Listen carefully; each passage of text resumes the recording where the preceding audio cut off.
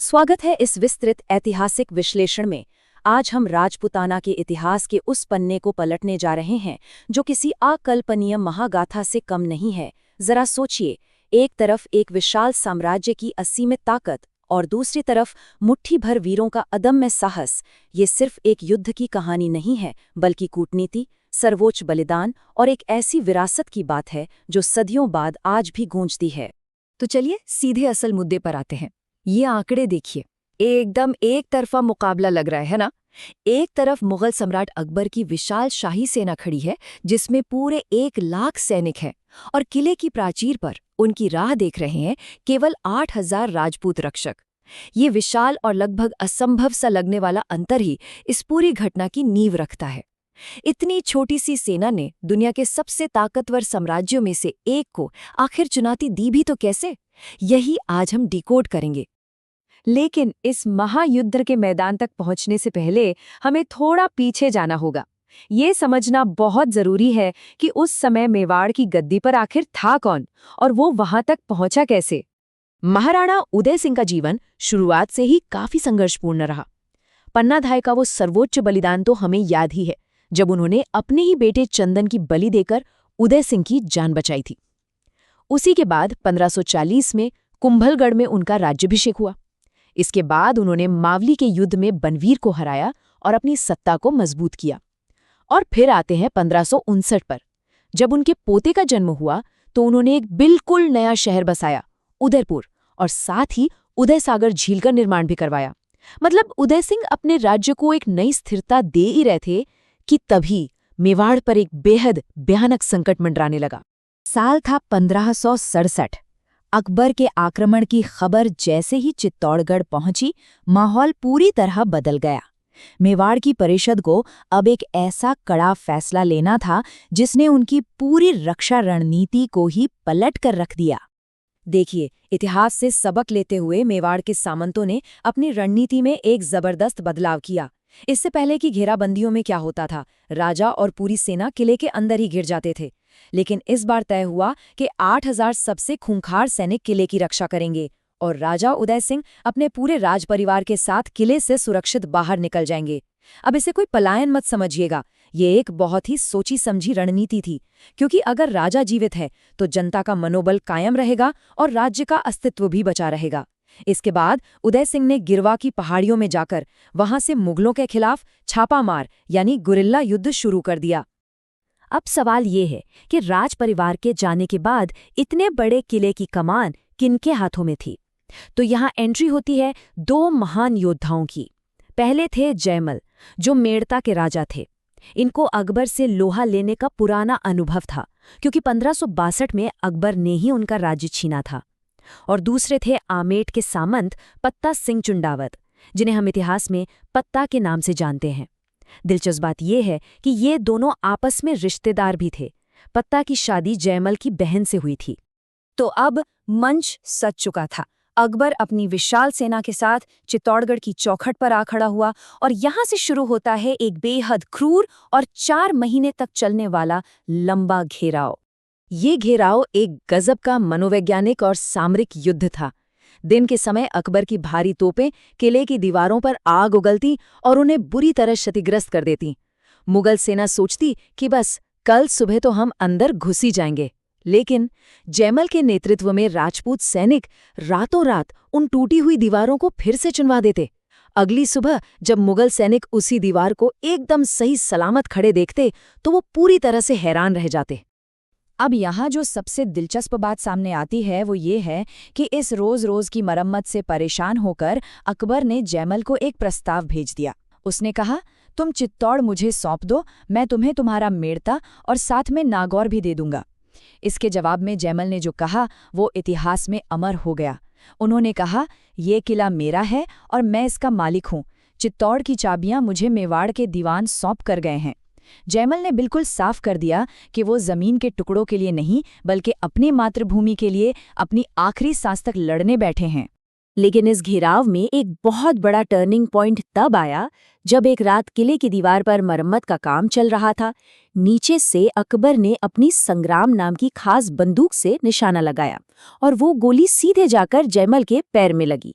वो इतनी गंभीर रूप से घायल हो गए कि उनका खड़ा होना तक मुश्किल हो गया। मुख्य सेनापति का इस तरह अचानक अपाहिज हो जाना किले की सुरक्षा के लिए एक बहुत ही बड़ा झटका था। अब हालात हाथ से निकलने लगे थे। 4 महीने का लंबा वक्त बीत चुका था। किले के अंदर का राशन और पानी लगभग खत्म हो गया था। अब रक्षकों को भी भली भांति पता चल चुका था कि मौत उनके सामने खड़ी है। और यहीं से ये गाथा एक बेहद मार्मिक और सम्मानजनक मोड़ लेती है।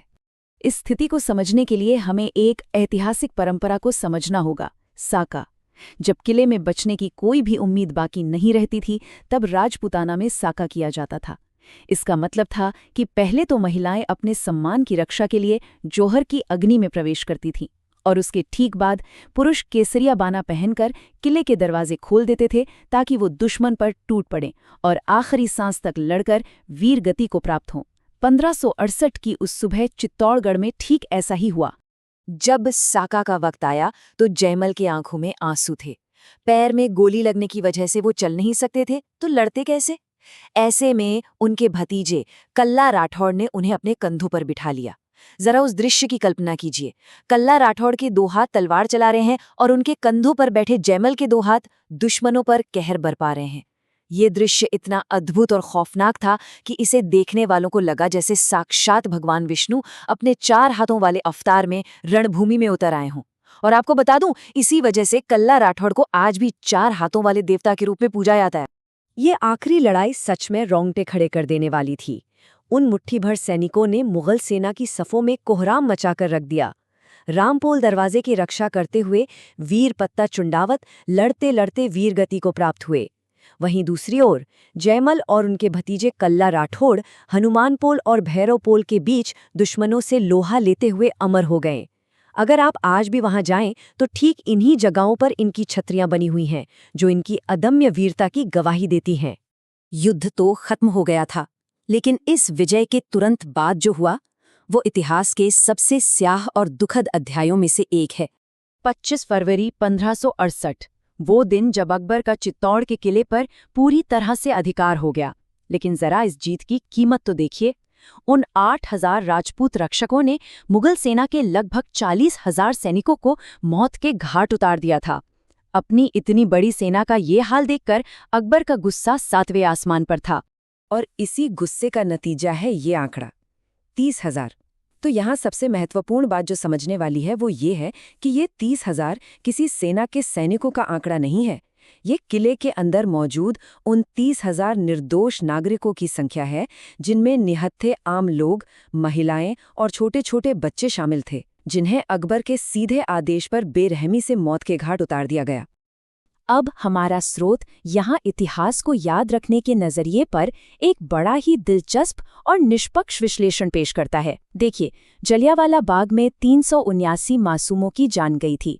उसे हम सब एक भयानक और क्रूर अत्याचार के रूप में जानते हैं और पूरी दुनिया उसकी निंदा करती है। बिल्कुल सही भी है, लेकिन स्रोत का ये भी कहना है कि चित्तौड़गढ़ में मारे गए उन 30,000 निर्दोष नागरिकों की घटना को आधुनिक इतिहासकारों द्वारा अक्सर वो जगह या वो निंदा नहीं मिलती जो उसे मिलनी चाहिए।